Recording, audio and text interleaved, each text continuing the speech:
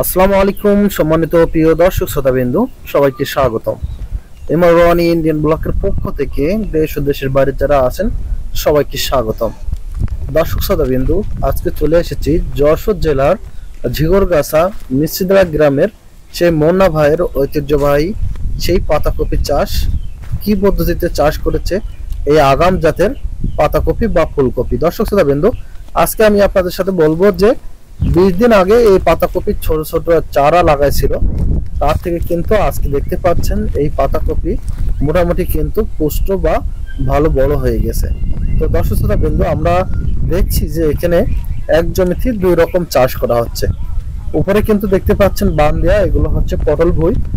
এই পটল ভুঁইয়ের নিচেই আপনাদের যাদের জমি আছে তারা কিন্তু এইভাবে একদম অল্প খরচে বান হিসেবে এক আবাদের ভিতরে দুই রকম চাষ করতে পারবেন। যেমন দেখতে পাচ্ছেন দর্শক শ্রোতা, আপনারা পটল চাষ করতে পারবেন, পাতাকপি, ফুলকপি, এভরিথিং এর ভিতরে কিন্তু সব ধরনের চাষই আপনারা করতে পারবেন। দর্শক শ্রোতা, আপনারা দেখেন প্রতিটা গাছ কিন্তু মোটামুটি পাতা ছেড়ে দিয়েছে পাতাকপির আর ফুলকপির। এখানে এই যে পাতাকপিটা দেখছেন, এই পাতাকপির নাম হচ্ছে আগাম জাতের টপিক চান পাতাকপি। তো আপনারা অনেকেই কিন্তু এরকম ভাবে পাতাকপি চাষ করতে পারেন।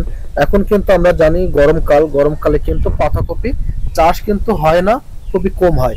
তো দর্শক, আপনাদেরকে এই সেই গরমের পাতাকপির ভিডিও নিয়ে কিন্তু চলে এসেছি। তো গত পর্বে আপনাদেরকে দেখাচ্ছিলাম যে চারা গাছের পাতাকপি আপনারা কত দূরত্ব লাগাবেন। দর্শক কিন্তু দেখতে পাচ্ছেন প্রতিটা গাছ কিন্তু 1 হাত দূরত্বে লাগানো আছে। তো 1 হাত দূরত্ব না লাগালে দেখা যাচ্ছে আপনার গাছটা কিন্তু পুষ্ট কম হবে, বাড়বে কম, বা জায়গা পাবে যখন কম।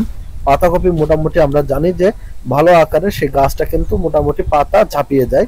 তো এই ঝাঁপানোর কারণে কিন্তু পাতাকপি একটু ফাঁকা করে, ফুলকপি গুলো যদি একটু ফাঁকা করে লাগান তাহলে কিন্তু আপনার কি হবে, এই গাছগুলো পুষ্ট হবে বা বড় সাইজ হওয়ার সম্ভাবনা সব থেকে বেশি থাকবে, বা পচে যাওয়ার সম্ভাবনা কম থাকবে।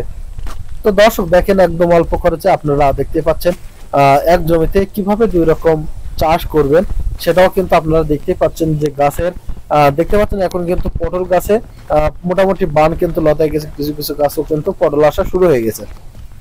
তার ভিতরে আর 2 থেকে 3 মাসের ভিতরে কিন্তু আমরা দেখবো যে এই গরমের সব থেকে দামি তরকারি হবে পাতাকপি। কারণ পাতাকপি কিন্তু এখন একটা আনসিজন, কিন্তু কিছুদিন পরে কিন্তু এই পাতাকপি গুলো কিন্তু 2 থেকে 3 মাসের মধ্যে কিন্তু এর পাতা গঠন হয়ে যাবে, বা পাতাকপি বিক্রি করার মতন উপযোগী হয়ে যাবে। কারণ দেখতে পাচ্ছেন এটা হচ্ছে গরমকালের সেই টপিক চান পাতাকপি বা ফুলকপি। এই পাতাকপি আর ফুলকপি কিন্তু ব্যাপক পরিমাণ এই টপিক চান জাতীয় ফলন কিন্তু আমরা জানি যে বিশেষ করে চৌগাছা পশ্চাৎপুরি এই চাষ এখন অ্যাভেলেবেল হচ্ছে।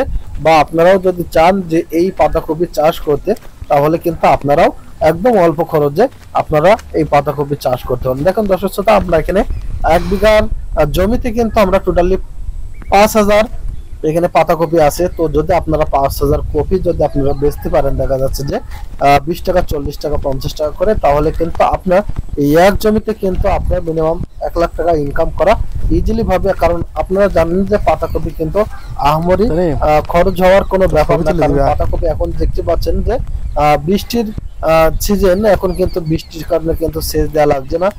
দেখা যাচ্ছে যে আপনারা বেশি আকারে সার টার এগুলো প্রয়োগ করা লাগছে না। তারপরে কিন্তু ফলগুলো আপনার খুব ইজিলি ভাবে একদম অল্প খরচে আপনারা দেখা যাচ্ছে আনুষ্ঠানিক কিছু সার দেবেন, টিএসপি দেখাচ্ছে, ম্যাগনেসিয়াম, কিছু টিএসপি, পটাশ, ইউরিয়া, এই ধরনের যেগুলো আপনার রাসায়নিক সার আছে সেগুলো আপনারা ব্যবহার করবেন।